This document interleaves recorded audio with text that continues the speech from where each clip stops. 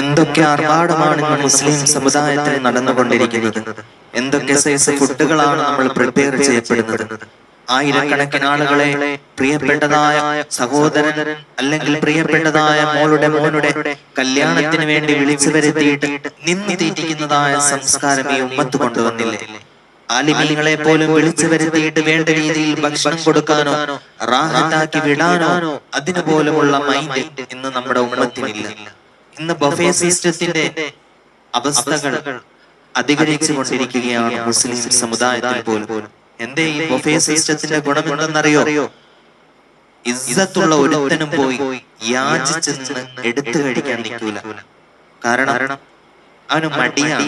മറ്റുള്ളവരുടെ മുമ്പിൽ പോയി നിന്നുകൊണ്ട് പാത്രവും പിടിച്ച് നീട്ടിപ്പിടിച്ച് ഭക്ഷണം മേടിക്കേണ്ടതായ ഒരു ഗതി. നഊദു ബില്ലാഹ്, അല്ലാഹു കാത്തുരക്ഷിക്കുമാറാവട്ടെ. മനസ്സിലാക്കണം, ബഫേ സിസ്റ്റത്തിലൂടെ ഇത് ചെയ്യുന്നവർക്ക് കിട്ടുന്ന ഗുണമായി പറയാം. കാരണം കമ്പനിക്ക് നഷ്ടമില്ലല്ലോ. കാരണം മറ്റുള്ളവർ കാണും. ആ കാണുവേ നിന്ന് പോയി മേടിച്ച് വയറ് നിറച്ച് തിന്നുന്ന പരിപാടിക്ക് ആരും നിൽക്കൂല. മാനേഴ്സ് ഉള്ളവർ ഒരിക്കലും നിൽക്കൂല. കാരണം അവന് നാണക്കേട. കാരണം ഇവനിവിടെ 2 പീസ് എടുക്കുമ്പോ മറ്റവനിങ്ങനെ തുറിച്ചു നോക്കും. അപ്പൊ തന്നെ വയറ് നിറഞ്ഞിട്ടുണ്ടാവും, കഴിക്കാൻ തോന്നുന്നു. അതാണ് അവസ്ഥ. ഒരു പൊറോട്ടയോ അല്ലെങ്കിൽ ഒരു പത്തിരിയോ അല്പം ഇറച്ചിക്കറിയും കൂട്ടിയിട്ട് ഇച്ചിരി കഴിക്കാന്ന് വെച്ച് കഴിഞ്ഞാൽ ദുനിയാവിലുള്ള എല്ലാത്തിനെയും കണ്ടിട്ട് അവന്റെ നോട്ടോ അവന്റെ പിടുത്തോ ഇവൻ എത്ര പീസ് എടുക്കുന്നുണ്ടെന്നെല്ലാം നോക്കിയ ശേഷമേ നമുക്കെടുത്ത് കഴിക്കാൻ പറ്റും. ആ നോട്ടത്തിൽ തന്നെ അസ്സലാമു അലൈക്കും പറഞ്ഞു പിന്നെ കഴിക്കുന്നില്ല എന്നുള്ള മൈൻഡ് നമ്മൾ കൂടും. അതാണ് അവസ്ഥ. ഇതെല്ലാം മനസ്സിലാക്കിയിട്ടാവും ഇത്തരം ആളുകൾ ഇങ്ങനെ ഒരു ബഫേ സിസ്റ്റം ഉണ്ടാക്കാമെന്നാണ് മനസ്സിലാക്കേണ്ടത്. കാരണം എന്താ? കമ്പനിക്ക് നഷ്ടമില്ലല്ലോ, അധിക ചെലവില്ല. മറ്റേത് ഇരുത്തി കഴിക്കുമ്പോഴല്ലേ ആവശ്യത്തിന് റാഹത്തായിട്ട് 2-3 തവണ കഴിക്കാം.